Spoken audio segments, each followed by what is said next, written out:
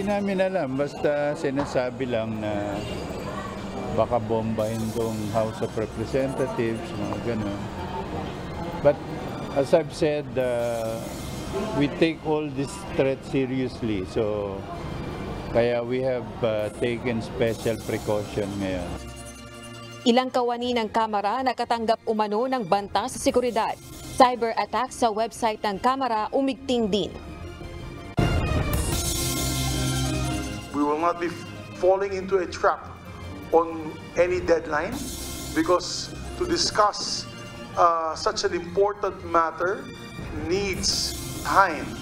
It needs study. It cannot be rushed like any regular bill that is just approved without thinking. Senado hindi magpapadala sa anumang pressure kaugnay ng anumang deadline sa pagpasa ng resolution of both houses number 6 ayon kay Senate President Juan Miguel Mig-Zubiri. Nakita ko talaga na napaka-unfair noong naging desisyon. Hindi man lang binayaan muna na magkaroon ng trial para makita natin talaga yung katotohanan. Representative Franz Castro dumulog sa Department of Justice upang hilingin na baliktarin ang pag-dismiss ng piskal sa kanyang reklamong grave threats laban kay dating Pangulong Rodrigo Duterte.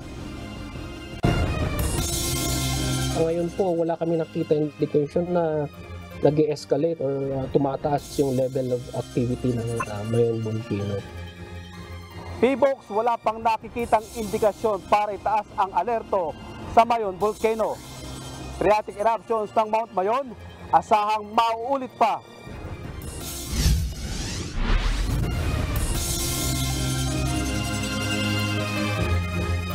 Magandang hapon Pilipinas at sa buong mundo. Una sa ating mga balita. Inihayag ni House Secretary General Reginald Velasco na nakatanggap ng bomb threats ang ilang kongresista at kawani ng House of Representatives. Bunsod nito, pinaigting ang pinatutupad na seguridad sa Kamara. Ito ang balita ni Rosalie Cos. Hindi namin alam. Basta sinasabi lang na baka bombahin tong House of Representatives, mga ganun. But as I've said, we take all this threat seriously. So, kaya we have taken special precaution ngayon. Ilang kongresista at staff ng House of Representatives ang nakatanggap umano ng bantang pambobomba kamakailan ayon kay House Secretary General Reginald Velasco.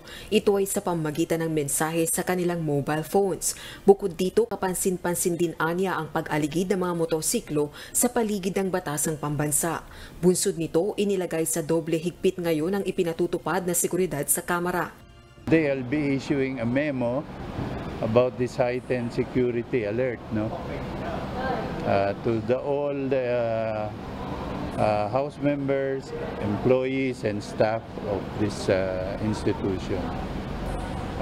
It may affect their work because, for instance, we will not allow motorcycles anymore to be parked in front of any building. We will designate a special place for them. And then there'll be roving security men, 24/7 around the premises. Tumanggi na si Velasco na tukuyin kung sino-sino at ilan ang nakatanggap ng bomb threat at hindi rin ito alam kung may kaugnayan ba sa mga kontrobersya sa charter change o CHA-CHA ang mga pagbabanta. Hindi naman kabilang si Speaker Martin Romualdez sa nakatanggap ng pagbabanta.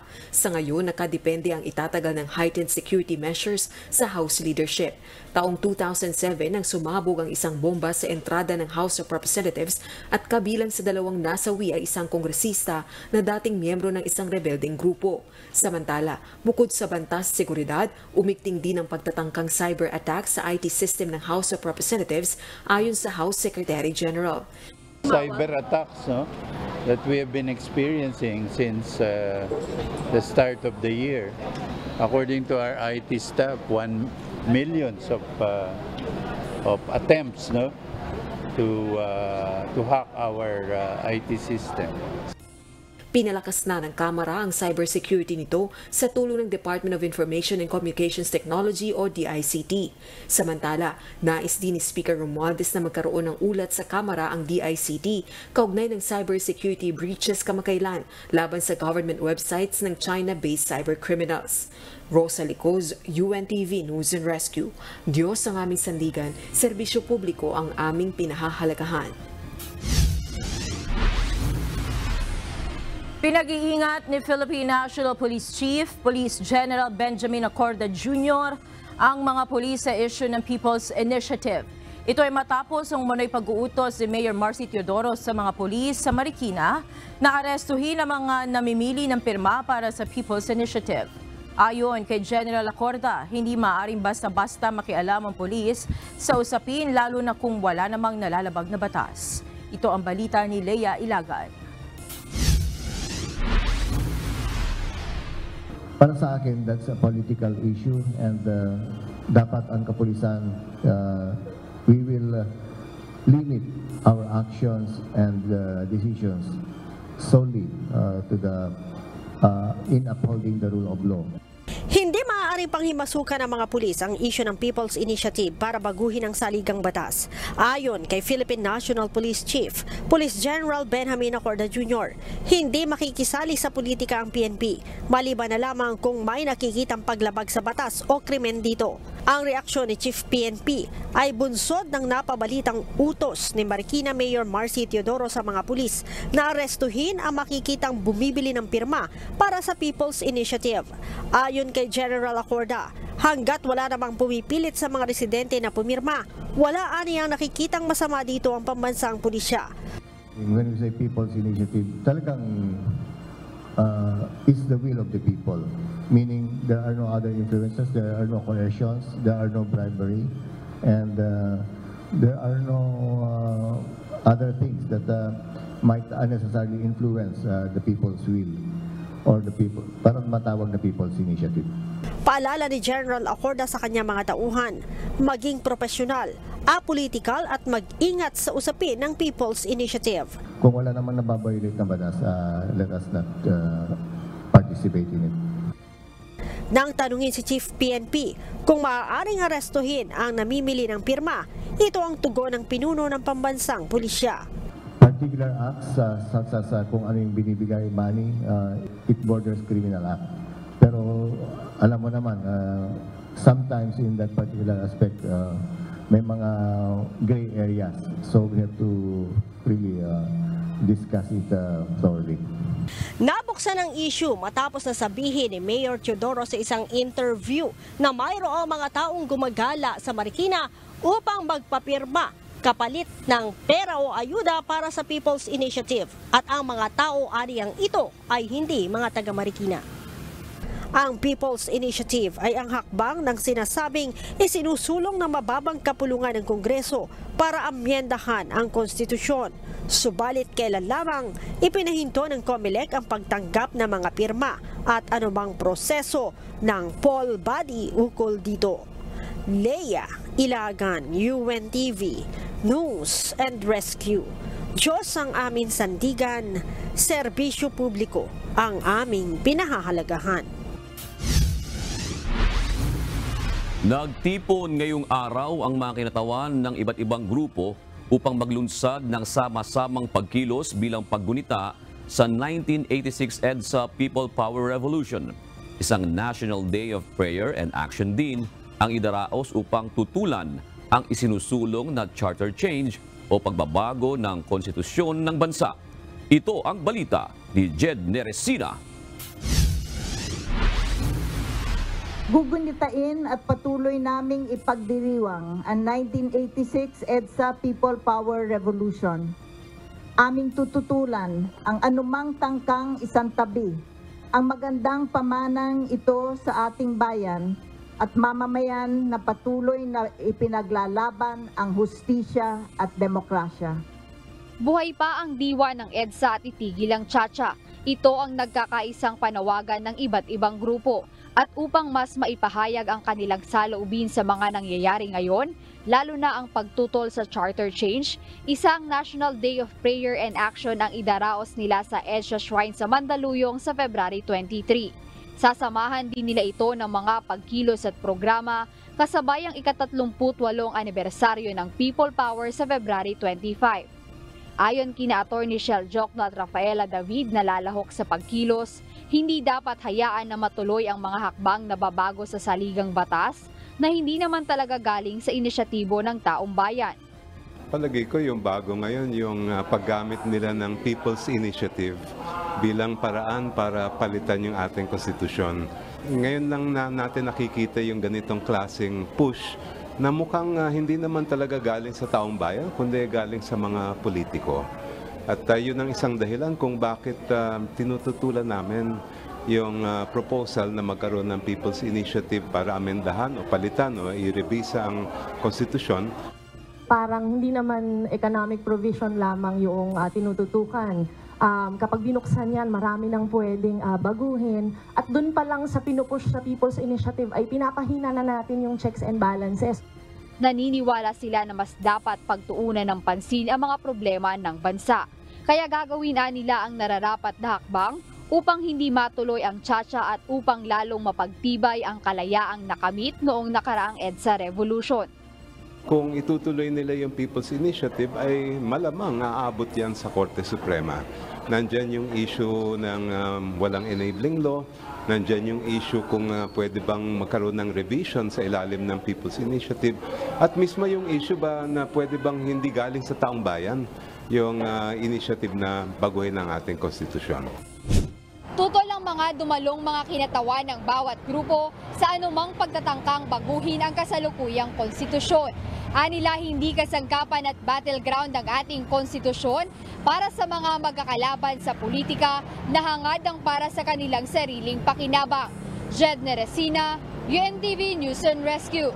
Diyos ang aming sandigan, serbisyo publiko ang aming pinahahalagahan.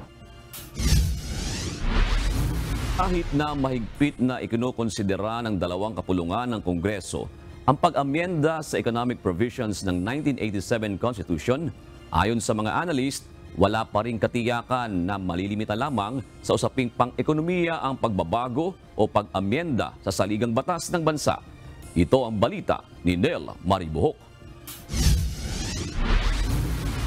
Ang nangyayari, ngayon naghihiring muna yung Senado while the lower house waits, no? And then after the hearing in the Senate, they will go to the House. So the danger there is dito na pumapasok yung possibility na masisingitan ng ibang proposal. May panganib pa rin na masingit ang pagbabago sa political provisions ng 1987 Constitution. Ayon sa policy analyst na si Michael Henry Yusinko, dadaan sa proseso ng pagsasabatas ang Resolution of Both Houses No. 6 o RBH6. Dito maaaring maisingit ang probisyon na maaaring baguhin ang mga probisyon ng konstitusyon na may kaugnayan sa politika. They can still change it. They can still add on other amendments. That's just the very nature of the legislative process, right? Na magdidebate sila, hihimayin nila, and then magugulat ka na lang, iba na yung produkto. Ito rin ang pananaw ng political analyst na si Froilan Calilong. Ayon kay Dr. Calilong, walang kasiguraduhan na tanging mga usapin lang patungkol sa ekonomiya ang mababago sa hakbang na ito. Kumbaga the Pandora's box, once you open it, it will be open also to other provisions, notwithstanding yun lamang mga economic provisions. Ilan sa mga pinangangambahan na maaaring mabago sa political provisions ng konstitusyon ay ang klase ng gobyerno at termino ng mga politiko. Ayon kay Yusinko, napapanahon na rin naman na amyendahan ng konstitusyon, partikular na ang ukol sa pang-ekonomiya. Kasi we need to increase market competition in those areas, education, mass media, advertising, public utility. So I'm not really about the influx of foreign direct investment kasi that has a lot of issues to be resolved din. Sa kabila naman nito, kailangan pa rin anyang ikonsidera ang magiging gastos sakaling umusad ng hakbang na baguhin ang 1987 Constitution. Nel Maribuhok, UNTV News and Rescue, Diyos ang aming sandigan, serbisyo publiko ang aming pinahalagahan. Sinimulan ng talakayin ng Senado ang resolusyon na layong luwagan ang anilang mahigpit na probisyon sa saligang batas na may kinalaman sa ekonomiya. Samantala, iba-iba naman ang opinyon ng ilang eksperto sa saligang batas kaugnay ng economic charcha. Gaya na lang ni dating Chief Justice Hilario Davide na nagsabing lubhang delikado ang hakbang na ito. Mula sa Senado, ito ang balita ni Harleen Delgado, live. Harleen, ano naman ang posisyon ng liderato ng Senado sa pagpasa sa RBH 6? June, iginiit nga ni Senate President Juan Miguel Migs-Zubiri na hindi sila magpapapressure sa anumang deadline sa pagpasayan nitong Resolution of Both Houses No. 6 o yung RBH No. 6. June, sa simula pa lang ng pagdinig, nilinaw na ni Senate President Juan Miguel Migs-Zubiri na hindi magpapadala sa anumang deadline sa pagtalakay sa Resolution of Both Houses No. 6 na layong amyendahan ng ilang economic provisions ng saligang batas. Kasunod yan ng panawagan ng ilang House leaders na ipasa na ang RBH 6 sa Marso. Anya, hindi nila mamadaliin ang pagpasa ng panukala at dadaan ito sa masusing pag-aaral. We will not be falling into a trap on any deadline, because to discuss such an important matter needs time, it needs study, it cannot be rushed like any regular bill that is just approved without thinking. Let us not listen to the noise, let us be above the fray. Ipinaubayan na rin ito kay Senator Sonny Angara ang magiging takbo ng pagdinig. Although maganda yung constitutional reform, hindi ito sapat. Huwag natin isipin na ito ay isang milagro na pag pinasa natin ay darating bigla at kakatok sa ating mga pintuan ang mga mamumuhunan at mga negosyante. Dahil maraming factors po yan. Yung ease of doing business, yung rule of law, yung kasiguruhan na re-respetuhin yung mga kontrata, yung red tape ay babawasan. Ngunit sa Senator Amy Marcos, sinabing batay umano sa mga nakausap niyang foreign investor, wala umano ni isa sa mga ito ang nagsabing kailangang amyendahan ng saligang batas. Each time they stated that there was a need for lower rates of electricity, infinitely better infrastructure, less red tape, and a predictable and reliable regulatory framework. At no point did they say that the Constitution needed to be changed. Sa Senators Risa Hontiveros at Joel Villanueva, tiniyak sa pagsisimula ng diskusyon ng RBH 6 sa Senado na patuloy pa rin nilang babantayan ang mga kilos sa Kamara kaugnay ng People's Initiative.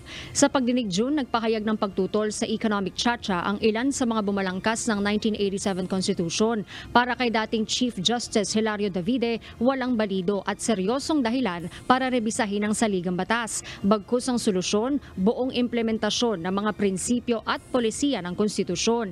Hanggang ngayon umano, hindi pa lubos na ipinatutupad ng gobyerno at ng Kongreso ang mga mandato sa saligang batas, gaya sa social justice, pagdevelop sa ekonomiya at pagbuwag sa political dynasty. Lubha rin anyang delikado kapag nagkaroon ng foreign control sa ilang mahalagang sektor, gaya sa edukasyon. Amendments to or revision of the Constitution at this time would be a lethal experiment. It will be a cha-cha dance to the grave or to hell. It will be claiming our people to foreign domination or control. God forbid that we now amend our Constitution. Punto naman ni Attorney Christian Monsod, ang dapat pagtuunan ng pansin ang mas malalaking problema ng bansa gaya ng korupsyon sa mga ahensya ng gobyerno at krisis sa edukasyon. Niwala rin anya sa Philippine Development Plan ng administrasyon ang economic tsa-tsa para sa pagtupad nito ng mga programa. In none of the 73 billion of investment pledges accrued by the government in its travels abroad, there is no condition for charter change. It is our hope that the Senate will stand firm against charter change beyond the proposed amendments on the economic provisions of public utilities, advertising, and education. Bukod dito, nanawagan din si Monsod sa Senado na magpasana ng anti-political dynasty law at amyendahan ng party list system na matagal na umanong inaabuso ng mga politiko. Pero si dating Associate Justice Adolfo Azcuna, pabor na maalis ang ilang restrictive o mahigpit na economic provisions ng saligang batas. Dapat kasi anya nasa ordinaryong batas nakalagay ang mga polisiya sa ekonomiya at hindi sa konstitusyon. Pero kung gagawin ito, magkahiwalay dapat anya na boboto ang Senado at Kamara. I'm for restriction, but it should be flexible. It should be in legislative form, not in a very hard to change constitutional provision. Si dating Associate Justice Vicente Mendoza naman, binigyan diin na hindi maaaring baguhin ang konstitusyon ng isang ordinaryong batas lamang gaya ng naturang resolusyon. Paliwanag naman ng grupong Ibon Foundation, kung tutuusin, isa ang Pilipinas sa least restrictive o yung hindi gaanong kahigpit na ekonomiya sa Southeast Asia. Kaya naniniwala itong hindi kailangan ng tsa-tsa.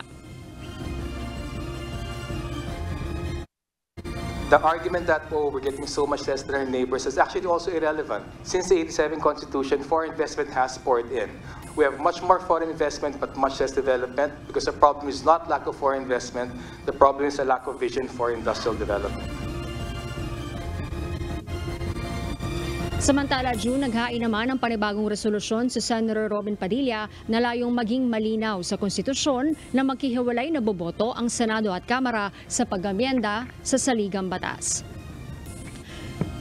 June, sa ngayon nagpapatuloy na yung sesyon sa Senado at natapos na rin itong hapon yung unang pagdinig nga nitong subcommittee, nitong Senate Committee on Constitutional Amendments and Revision of Codes patungkol dito sa RBH 6 at ating antabayan ng June kung kailan yung susunod na pagdinig kaugnay dito sa RBH 6 at yung magiging resolusyon din ng Committee on Rules kung saan ipinaubayan ni Senate President Zubiri yung magiging pagtrato dito sa RBH 6 kung as committee o isa na bang Constitutional Assembly o as yung ginagawang pagtrato dito sa resolusyon dito sa Senado. At yun mo ng update, balik sa June. Harleen, may nasabi kanina si retired Associate Justice Azcuna na doon sa RBH 6 na ito, parang may gusto siyang baguhin na 2 punto. Yung yung isa yung be it amended na dapat daw be it resolved kasi parang umaakto dapat ang mga senador hindi bilang mambabatas, kundi parang isang constituent assembly. Parang gano'n na, Harleen. Nakita mo ba kanina yon?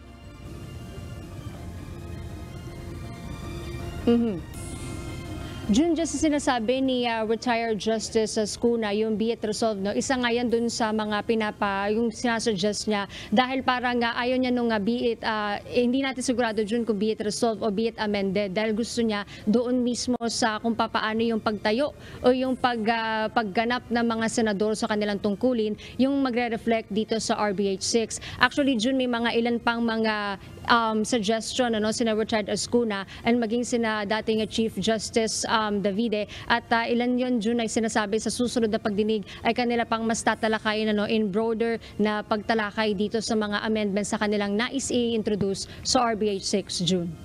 Kasi meron bang tugon doon yung ating mga senador doon sa suggestion ni retired Associate Justice Azcuna? Kasi parang kumbaga kung ikaw ay magsisimula ng isang bagay pa lamang, dapat sa umpisa pa lang ay tama na kaagad. Kasi pag sinimulan mo ng mali, lalabas hanggang sa dulo niyan ay mali na.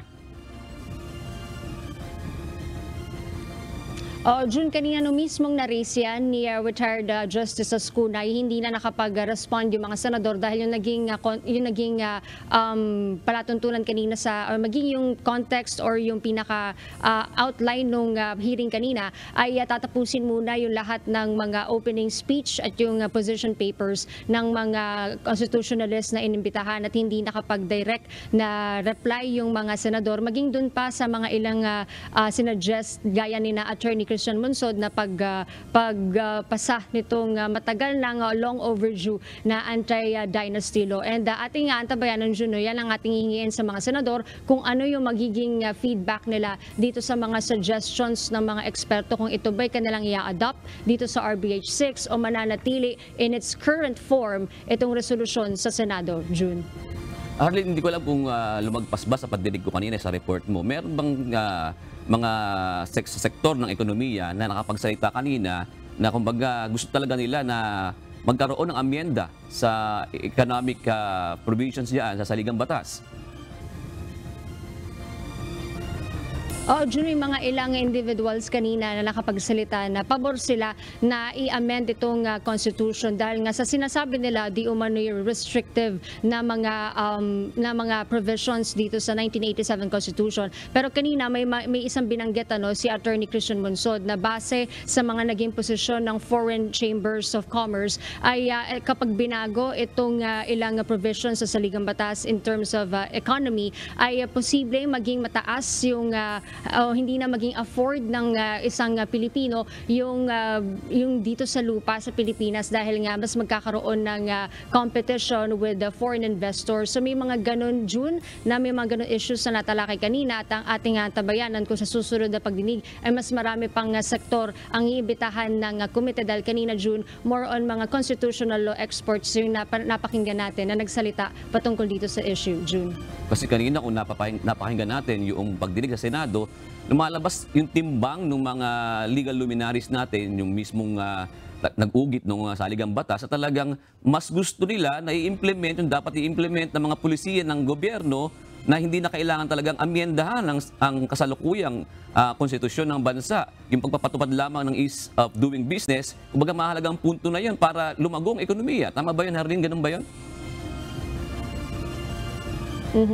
Kanina nga, June, para lang dagdag doon sa nabanggit mo, tama yun. At nabanggit din ni Attorney Christian Monsod kanina, batay sa mga naging interviews with Japanese investors, hindi naman daw talaga yung constitution yung nakikitang problema, gaya nung nasabi ni Senator Amy Marcos, na wala naman doon sa mga foreign investors na nagsasabi na kailangan yung palitan o i-revise yung inyong constitution para mas maging attractive sa mga foreign investors ng Pilipinas. Ang kailangan talaga, solusyonan yung mga basic issues sa Pilipinas, gaya nung mataas na presyo ng kuryente, maging yung issue sa korupsyon sa loob at labas ng gobyerno dito sa Republic of the Philippines sa kanilang sinasabi nga ng mga foreign investors. Kahit dun sa Ibon Foundation, June, may sinasabi si Executive Director Sonny Africa na kung pagbabatayan dun sa mga karatig bansa natin ay hindi na nangungulelat yung Pilipinas pagdating sa foreign direct investments. Kaya dito sila nagtututol, June, na kailangan i-revise o i-amend yung constitution dahil nakikita nila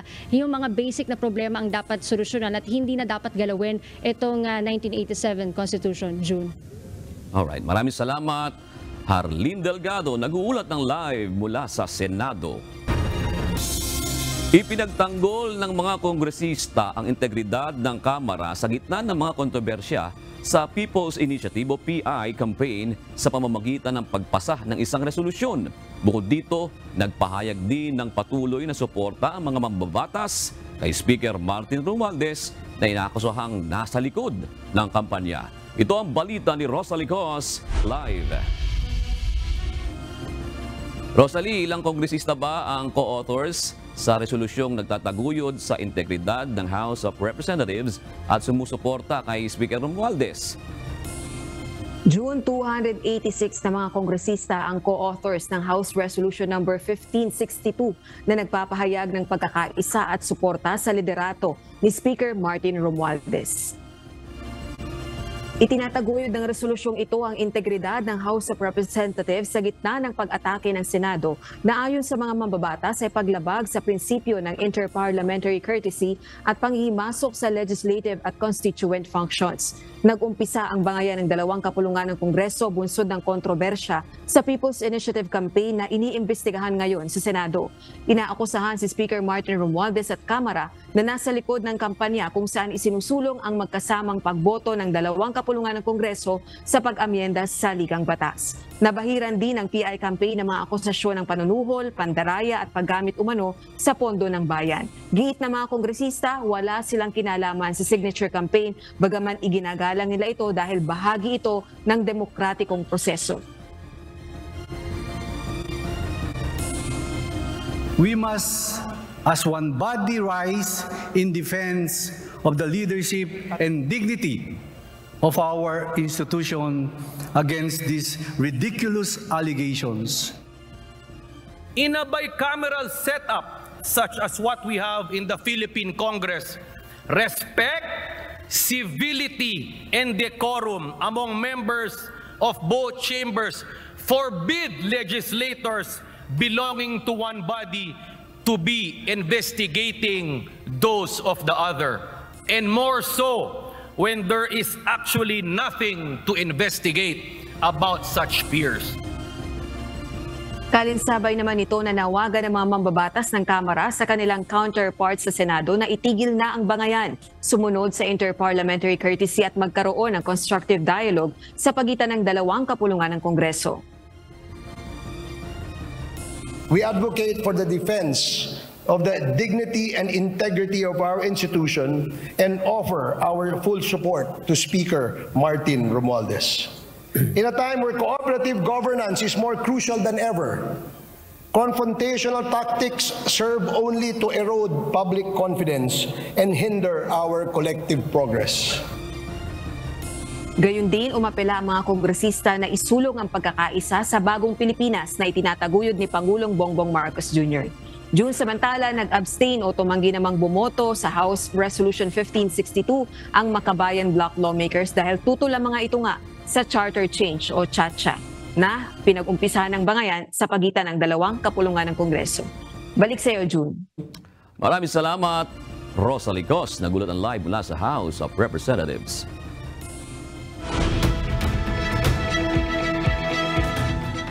Nakataas na ang state of emergency sa ilang counties ng Southern California, kabilang na ang Los Angeles. Samantala, nagpatupad na rin ng mandatory evacuation sa ilang lugar.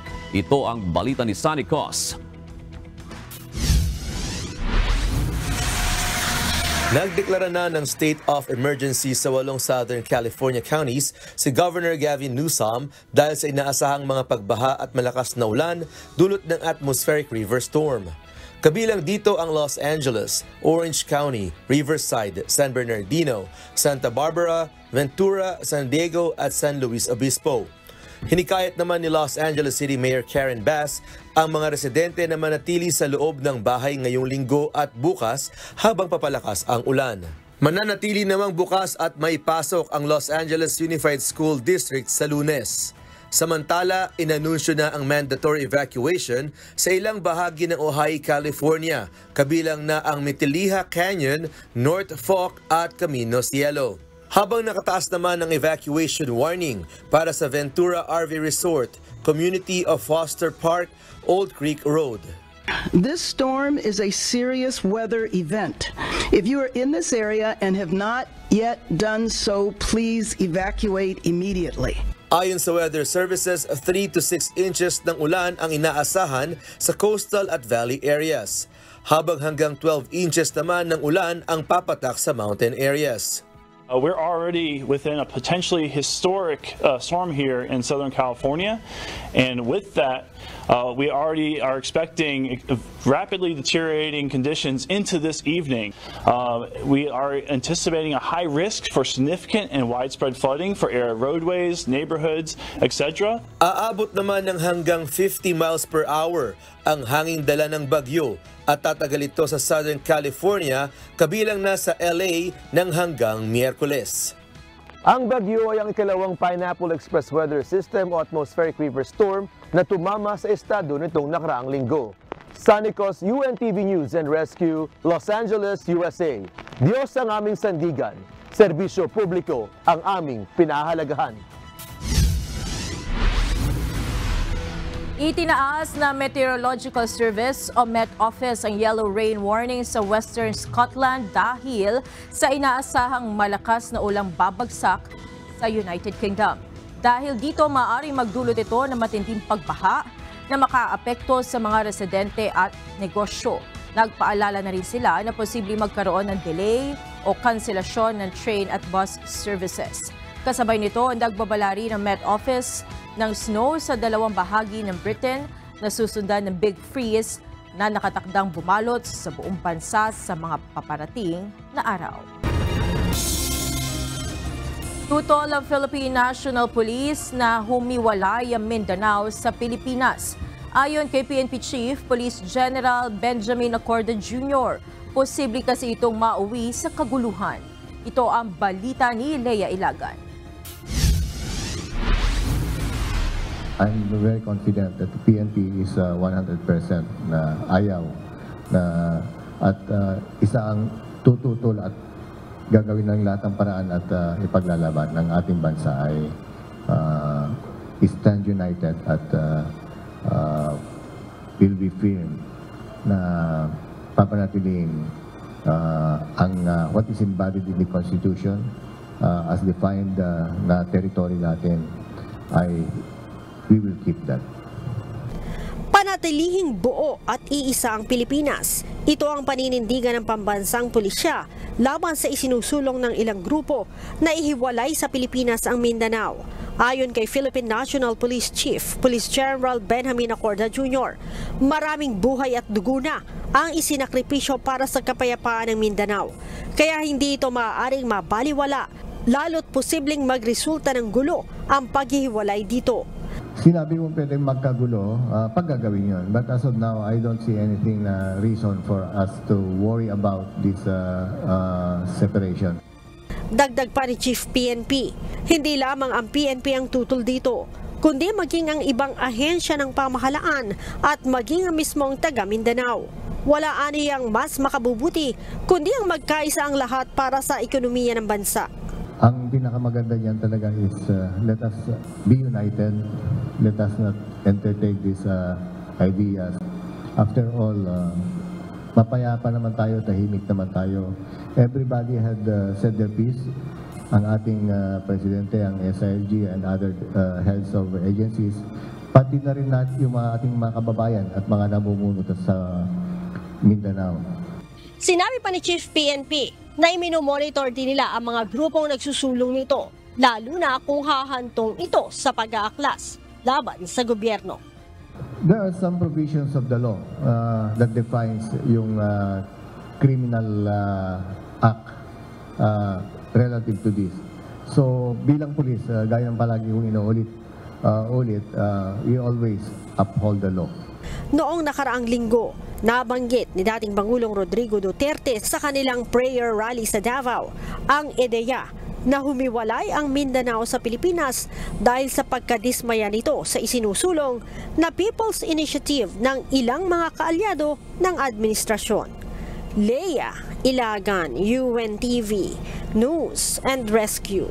Diyos ang aming sandigan, serbisyo publiko ang aming pinahahalagahan.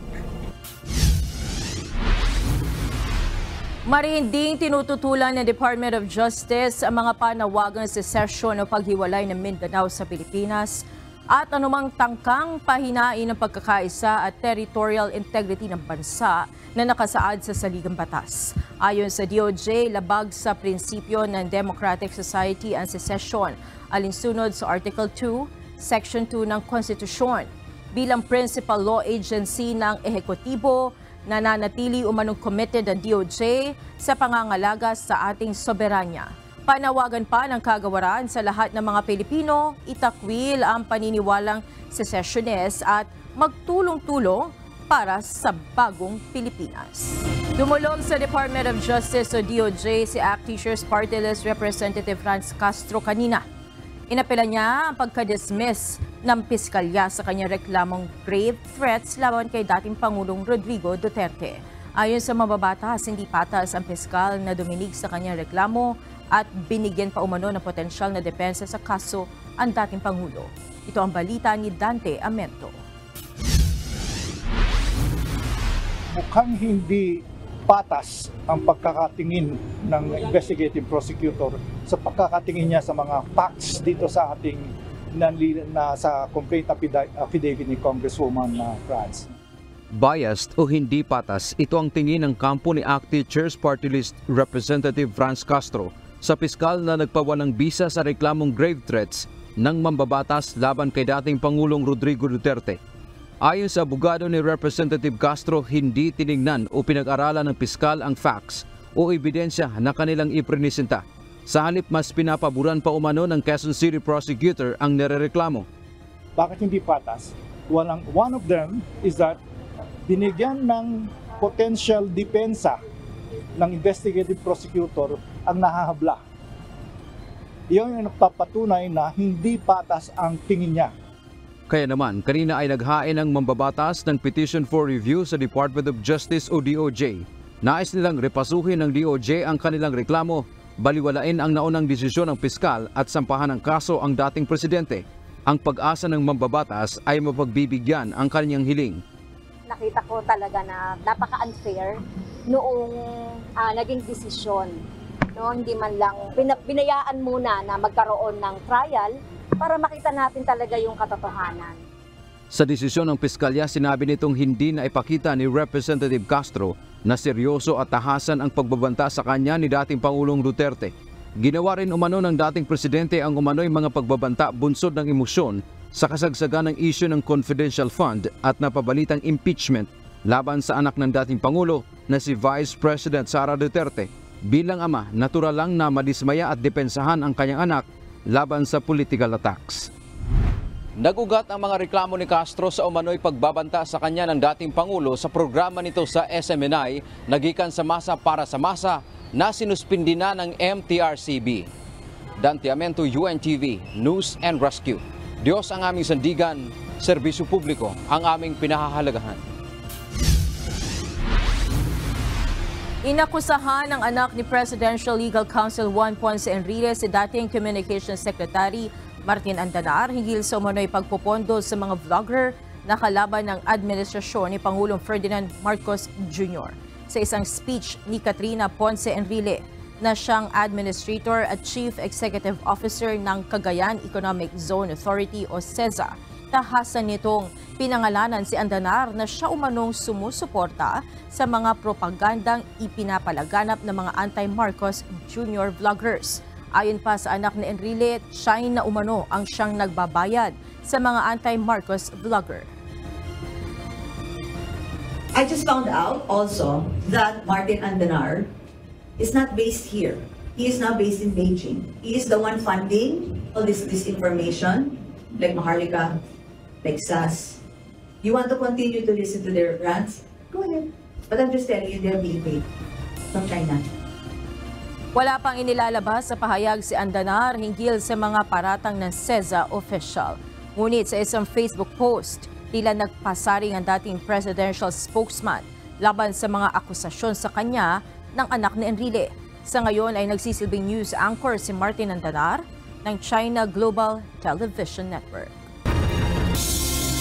Walang nakikitang indikasyon ng PHIVOLCS para itaas ang alert level sa Bulkang Mayon sa kabila ng muling pag-alboroto nito. Ngunit ayon sa PHIVOLCS, asahang maulit pa ang phreatic eruption kahapon. Ito ang balita ni Jerry Galicia.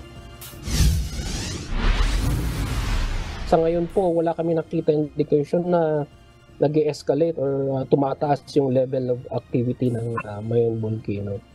Nananatili pa rin sa alert level 2 ang antas na aktibidad ng Bulkang Mayon kahit muli itong nagkaroon ng phreatic eruption kahapon. Sa ngayon, hindi pa nakikitaan ng Philippine Institute of Volcanology and Seismology o PHIVOLCS ng pagtaas sa aktibidad ang bulkan. Ngunit ayon kay PHIVOLCS Senior Science Research Specialist Dr. Paul Alanis, posible at inaasahan nilang masusundan pa ang mahinang pagsabog ng bulkan kahapon. Itong phreatic eruption po na nangyari kahapon was, ano po yan, expected po yung mga ganyang phenomena, especially coming from recent na eruption pa lamang ngayon. If you remember po, nasa alert level 2 pa rin ng Mayon Volcano since December 2023. And mag-expect po tayo na may mga ganitong mga ash ejections or mga ashing events or even mga phreatic eruptions and minor explosions. Paalala ng PBOX na mahigpit pa rin pinagbabawal ang pagpasok sa 6-kilometer permanent danger zone ng bulkana. Nagpalabas naman ng advisory ang Albay Public Safety and Emergency Management Office o APSEMO na nagbabawal sa anumang human activity malapit sa bulkan, gaya ng mountain climbing, orchid picking, hiking at camping at iba pang recreational activities. Reiteration lang, balikan natin yung reiteration na issued kanina na advisory na bawal or iwasan pumasok sa prohibited zone para maiwasan nating madamay sa anumang epekto kung magkaroon ulit ng panibagong phreatic eruption. Pinapayuhan naman ang mga residente na gumamit ng basang panyo o malinis na tela kung magkakaroon muli ng phreatic eruptions upang makaiwas sa anumang sakit na maaaring maidulot ng pagkalanghap ng usok at abo na ibinuga ng Mount Mayon. Inalerto na ng APSEMO ang mga local disaster management offices sa mga bayan ng Ginubatan, Kamalig, Daraga, Santo Domingo at Malilipot at mga syudad ng Ligao at Legazpi na mahigpit na bantayan at i-monitor ang mga residenteng nasa malapit sa river channels na dinadaanan ng mga gali ng Miisi, Bonga at Basuda. Jerry Galicia, UNTV, News and Rescue. Diyos ang aming sandigan, serbisyo publiko ang aming pinahahalagahan. Umakyat na sa 17 ang nasawi sa matinding pagbaha at landslide sa Mindanao. Ayon kay PNP Chief Police General Benjamin Acorda Jr., bukod sa mga nasawi, 4 din ang naitalang sugatan at 8 ang nawawala. Umakyat na din sa 5.4 million pesos ang estimated cost ng nasirang mga ari-arian. Nasa 8,181 families naman o 30,719 individuals ang nasa evacuation centers. Kaugnay nito, nasa 1,471 PNP personnel ang dineploy ng PNP para tumulong sa mga apektado ng baha. Ang ating kapulisan naman through this deployed personnel, we are active in supporting the local government and other government agencies to make sure that relief operations is unhampered.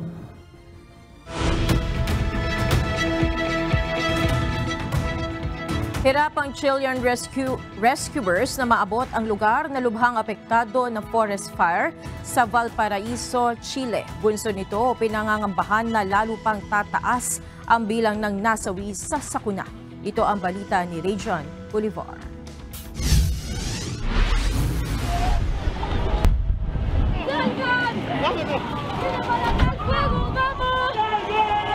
Umakyat na sa 112 ang napaulat na nasawi sa Valparaiso region sa Chile dahil sa forest fires. Itinaas na rin ang health alert sa lugar at nananawagan ng health ministry sa mga ospital na ipagpaliban muna ang elective surgeries upang makapagpatayo ng temporary field hospitals. Kukunin din ng graduating medical students upang makatulong sa pagtugon sa mga mangangailangan ng immediate medical attention. Hirap naman ang rescue services na maabot ang mga lugar na lubhang apektado, kaya pinangangambahang lalo pang tataas ang death toll sa mga susunod na oras. Hinikayat na ng Chilean government ang mga tao na iwasan na ang pagpunta sa mga area kung saan may wildfire. Ayon kay Interior Minister Carolina Toja, umabot sa mahigit 72 forest fires na ang umusbong sa mga lugar sa riyon. 4 rito ang sinabing kontrolado na, habang nasa 29 naman ang patuloy na sinisikap ng maapula. Binalot ng maitim at makapal na usok ang maraming bahagi ng rehiyon ng Valparaiso, kung saan naninirahan ng halos nasa 1 milyong residente.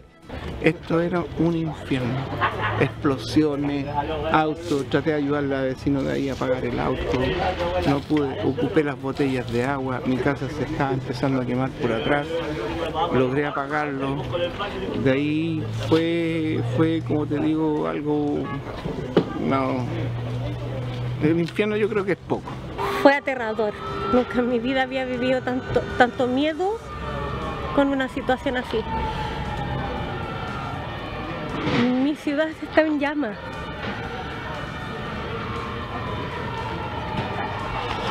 Me duele tanto. Todavía estoy angustiada porque mi hijo estaba muy asustado. Itinuturing ng Chile ang sakuna bilang deadliest forest fire on record, kung saan karamihan sa mga apektado ay mga bumibisita sa coastal region ngayong summer holiday. Rajan Bolivar, UNTV News and Rescue. Diyos ang aming sandigan, serbisyo publiko ang aming pinahahalagahan. Makikipag-ugnayan na ang Philippine National Police Anti-Cybercrime Group sa Department of Information and Communications Technology o DICT kaunay sa sinasabing pagtatangka ng isang telecommunication company mula sa China na i-hack ang ilang government website sa bansa. Ayon kay PNP ACG Director Police Major General Sidney Hernia, magsasagawa sila ng investigasyon ukol sa naturang impormasyon. Kaugnay nito, sinabi din ni General Hernia na kailangan palakasin ang cybersecurity ng bansa dahil hindi maiiwasan ang mga attempted cyber attacks. Noong weekend, sinabi ng DICT na galing umano sa state-owned telecommunications company ng China ang mga nagtangkang manghak sa mga government website at email address sa Pilipinas. Well, it's normal. Normal po yan. Hindi lamang Pilipinas, sabi ko nga, even the first world countries are experiencing the same. No? So, hindi na yung bago sa atin. No? Hindi na yung bago sa atin. Sa buong mundo nangyayari yan. No? Hindi lang yung paisa-isa. Napakaraming cyber attacks actually. So, sa atin, kung mayroong mga ganun, no, we have to investigate and we will try to find ways how to prevent those attacks na ma-infiltrate yung ating mga different, for example, different information systems natin na maiwasan na mapasok ng mga ganong cyber criminals. Isang kasunduan ang nilagdaan ng Department of Migrant Workers at Cybercrime Investigation and Coordinating Council upang maproteksyonan ang mga overseas Filipino worker at ang kanilang mga pamilya. Isa sa mga target na maibsan sa naturang kasunduan ay ang dami ng mga OFWs na nabibiktima ng online scams. Ito ang balita ni Ryan Lacanlale live. Ryan, gaano ba katalamak ang online scams na target ang ating mga kababayang OFW? May datos ba ang DMW at CICC hinggil sa dami ng mga OFW na nabibiktima ng ganyang scams? June, sa laki ng ipinapasok na remittance sa bansa ng mga OFW ay talagang fraud sila, no, sa mga fraud na ito. At sa ngayon ay wala pa ngang datos ang DMW at maging ang CICC hinggil sa ating mga kababayan na nabibiktima ng fraud at iba't ibang scam gaya ng love scams, investment scam. At karamihan sa mga ito ay nahihiya silang lumantad ayon sa CICC. Simula sa paghahanap ng trabaho sa abroad hanggang sa pag-invest sa negosyo ng kanilang kinita sa pangingibang bansa ay marami sa ating mga kababayang OFW ang nabibiktima ng online fraud. Kaya naman ngayong araw, lumagla ang Department of Migrant Workers o DMW at Cybercrime Investigation and Coordinating Center o CICC sa isang kasunduan upang mabigyan sila ng proteksyon. Ang mga OFWs nakikita ng mga investment scammers, kumikita ng halaga ng pera. Ang malungkot doon, hindi naman ito halaga ng pera na katulad ng isang negosyante na napakalaki, no? Napakalawak ng negosyo. Ito is mga simpleng tao na earning a living and yet pinagsasamantalahan. Kaya nararapat mas pumapasok tayo dito para depensahan natin ang ordinaryong manggagawa, yung mga OFWs. Sa datos ng DMW, noong nakaraang taon, umabot sa 2.5 million ang na-issue nilang OEC o Overseas Employment Certificate kung saan nasa $37 billion ang OFW remittance sa taong 2023. Kaya malaking atraksyon para sa mga scammer ang halagang naipapasok ng mga OFW. Ang inaasahan natin kung di man masugpo ay maibsan, no? Kasi nga meron talagang magsusubok at magsusubok. but at least maibsan yung mga nabibiktima, yung mga sub-stories na nadidinig natin. Ayaw natin may nabibiktimang OFW family kasi hard-earned income talaga nila ito. Sa ngayon, wala pang datos ang DMW kung ilan ang bilang ng mga OFW na nabibiktima ng online scam. Ayon sa CICC, karamihan kasi ay hindi na nire-report ang nangyayaring pangloloko. Kasi maraming hindi nakakaalam.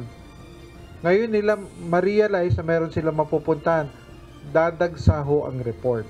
Pero it doesn't mean na nag-increase yung incidents of scamming among OFWs. Ito ho ay cycle lang. May kasi ang dami ho hindi nagre-report. Either hindi nila alam o nahihiya sila. Okay? But at the rate we're going, the awareness campaign is that gusto natin makuha ang totoong datos. Maaaring tumawag at mag-report sa hotline number na 1326 ng CICC kung kayo ay biktima ng fraud, hindi lamang para sa mga OFW kundi sa lahat na rin ng ating mga kababayan. Maaari din namang mag-text o tumawag sa mga cellphone number na 0991-481-4225 para sa DITO subscribers,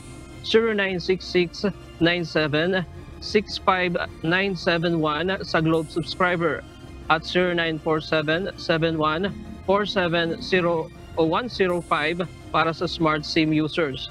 O kaya naman ay mag-email sa report@cicc.gov.ph at sa Facebook account ng Cyber Investigation and Coordinating Center CICC. Sa ngayon ay nakakatanggap ng average na 25 reklamo ang CICC kada araw sa iba't ibang online fraud at scam sa bansa, pero maliit pa rin ito kumpara sa dami ng aktwal na nabibiktima ng panluloko. Yan muna ang latest mula dito sa Quezon City. Balik sa iyo, June. Maraming salamat, Ryan Lacanlale.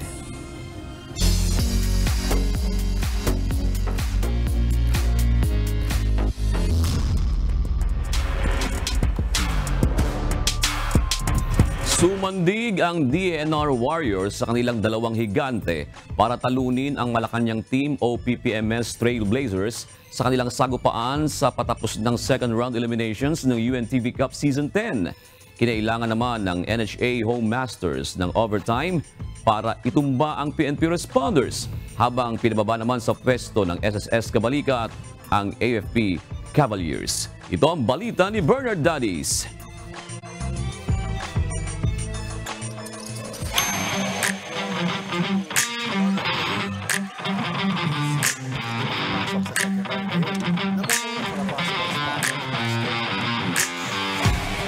Matagumpay na naagaw ng SSS Kabalikat ang second spot sa standings laban sa defending champion AFP Cavaliers sa nalalapit na pagtatapos ng second round eliminations ng UNTV Cup Season 10.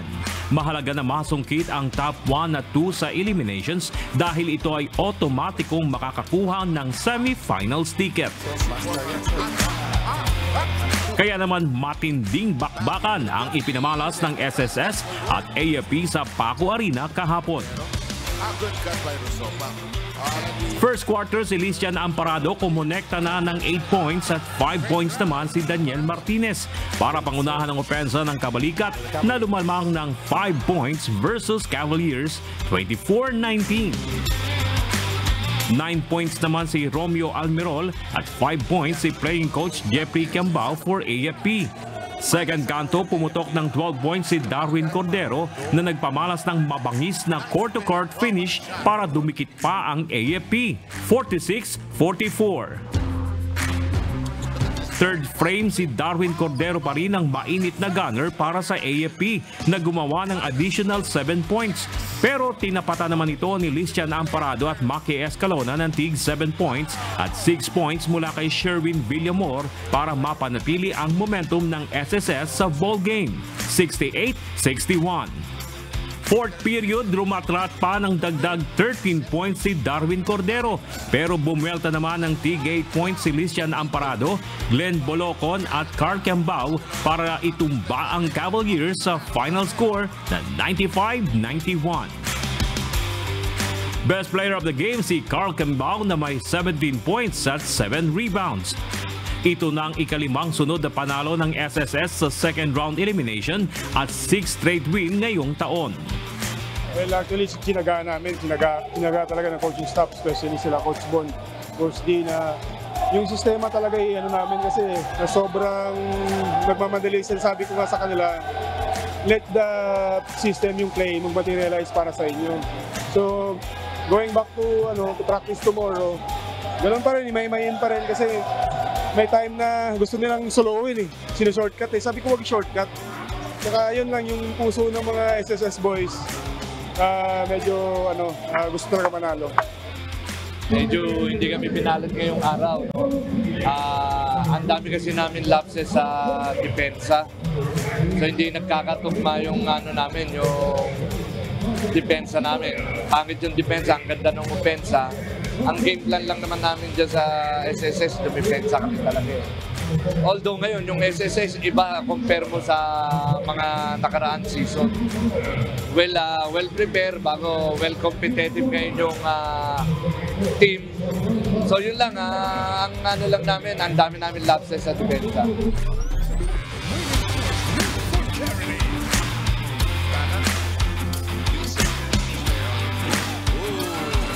Sa second game, kinailangan ng overtime period para maitumba ng NHA Home Masters ang PNP Responders sa kanilang mainit na sagupaan kahapon na nagtapos sa score na 101-98. Ipinamalas naman ng PNP Responders ang kanilang determinasyon na manalo laban sa NHA hanggang sa tumunog ang buzzer. Subalit mas nanaig ang tibay ng Home Masters sa pangunguna ng big man na si Marvin Mercado na kumabada ng 26 points, 21 boards, 3 dimes at 1 steal. Nagambag naman si Alvin Vitog ng 32 points at tig 11 points si Rod Basalio at Antonio Lustestica. Tila nasayang naman ang 32 points ni Anton Tolentino para sa PNP, 17 points ni Rolly Serrano, 12 points ni Richard Villanueva at 11 points ni Gili Aniban.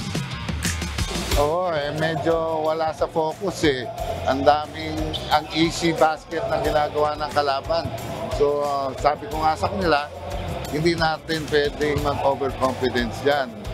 Kailangan natin trabahuin yan. Luckily, trinabaho nila sa dulo. Hindi overtime, pero ang ina-expect ko, dikitan. Kaya simulat sa pool pa lang, sinabi ko sa kanila, kailangan nila magtrabaho para manalo.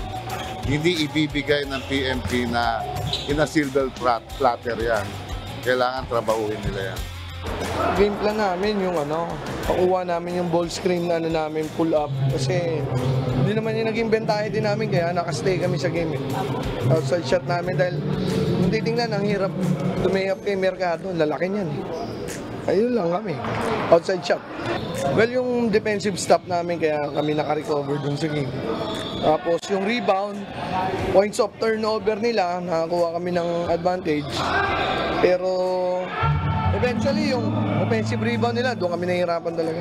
Dahil sa panalo, umakyat sa 7-3 win-loss record ang NHA na nasa ika-4 na pwesto. Habang nanganganib namang magpaalam na sa liga ang PNP na may 4-6 win-loss record at nasa ika-9 sa standings.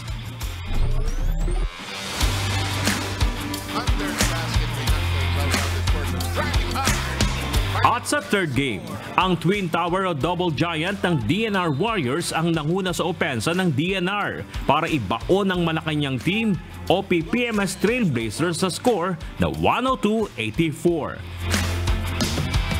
Best player of the game sina Alfie Grijaldo na humakot ng 28 points, 8 rebounds, 2 steal at 3 blocks.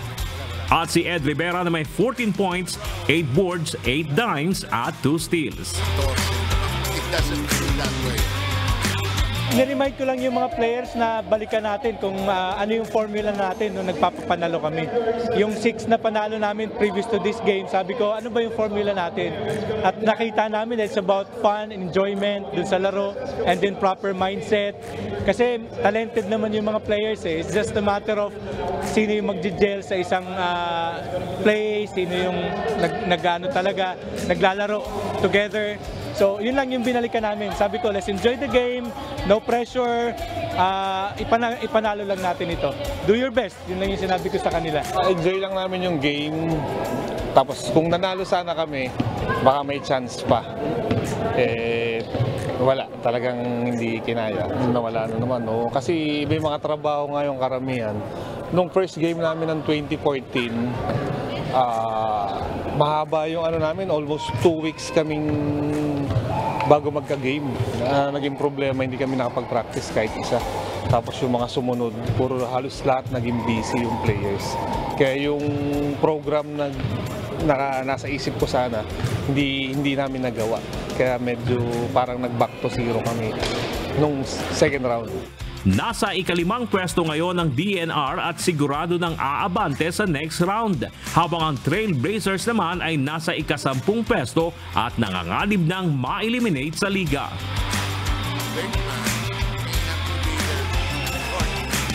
Bernard Daddy's UNTV News and Rescue. Diyos ang aming sandigan, serbisyo publiko ang aming pinahalagahan.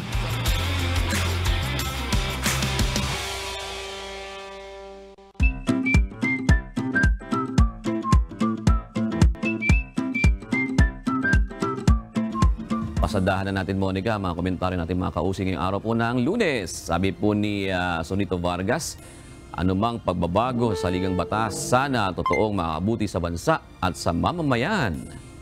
Sa usapin po ng People's Initiative, ang sabi ni Zosima Versosa, kawawa ang mga Pilipino na matino, madadamay lamang sa hindi magandang pakay.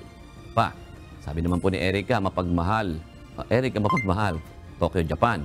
There's no permanent in this world but change. Dapat nang baguhin ang lumang batas. Digital na tayo. Speaking of ng charter change, sabi ni Ruel Tumamak Sr., sa totoo lamang wala namang masama sa Chacha kung idinadaan lamang sa tamang proseso. Maraming problema sa batas, lalong-lalo na ang pamumulitika. Tama ang kumpas dapat sa Chacha. At salamat kina Marcelino Antonio, si Altea Marie, si Crisaldo Hiyangan. Salamat po sa inyong panonood. Salamat din po kay Mar Morelos, Chingay Plana at Josephine Andaya. At mga kasambahay, kung may mga nais po kayong o mga istorya na nais niyo pong balikan dito sa ito ang balita, maaari niyo po itong muling mapanood sa aming po mga official social media account. Magtungo lamang po sa UNTV News and Rescue YouTube channel at i-click ang subscribe button. Gayun din po sa aming Facebook at TikTok accounts. Mapapanood nyo rin po rito ang iba pang news programs ng UNTV, pati na po ang iba pang video ng nag-iisang public service channel. Kaya subscribe, like, and share. Narito ang salita ng Diyos na ating sandigan mula sa aklat ng Juan 8:12 na nagsasabi, muli ngang nagsalita sa kanila si Jesus na sinasabi, ako ang ilaw ng sanglibutan. Ang sumusunod sa akin ay hindi lalakad sa kadiliman, kundi magkakaroon ng ilaw ng kabuhayan.